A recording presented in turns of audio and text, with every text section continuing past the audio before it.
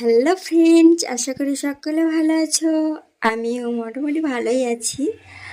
আর এখন দেখো আমি পার্লারে চলে এসেছি, মানে আমি নিজেই পার্লারিং হয়ে গেছি। তো এখন আমি দেখো এই যে বড় চুলটাকে কাটিং করব। তো এখন দেখো কাটতে তো ভালো লাগছে না, তো কি করব। তো ভীষণই পাতলা হয়ে গেছে চুলটা। তো এখন সেই জন্য আগাটা একটু কেটে দেবো ভাবছি। তো লম্বা চুল একটু সামলাতেও ভালো লাগছে না, আর এমনিতেই অসুস্থ হয়ে যাচ্ছি বারবার। সেই জন্য আর কি চুলটা কেটে দিলে একটু ভালো লাগবে। আর দাদা তো বলছে যে পার্লারে যেতে হবে না, পার্লারে গেলে এখন একটু বেশি টাকা নেবে, কারণ পুজোর সময় টাকাই বেশি নেয়। তো সেই জন্য ভাবছি কি না যে বাড়িতে কেটে নিই, কাঁচি ধরে আর কি বাড়িতে কেটে নিই।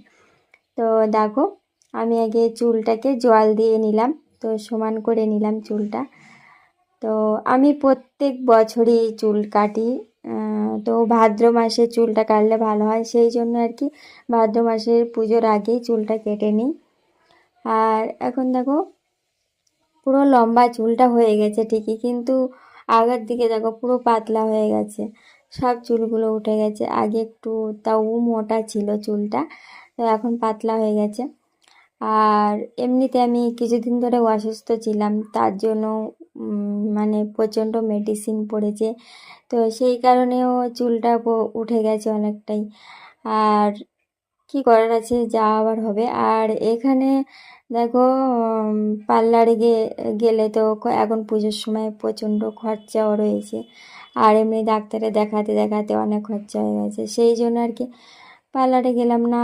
তো পার্লারে গেলে পার্লারে গেলে অনেক কিছু করে চুলটা কাটতে হয়, আর সেই জন্য অনেক টাকা লাগে।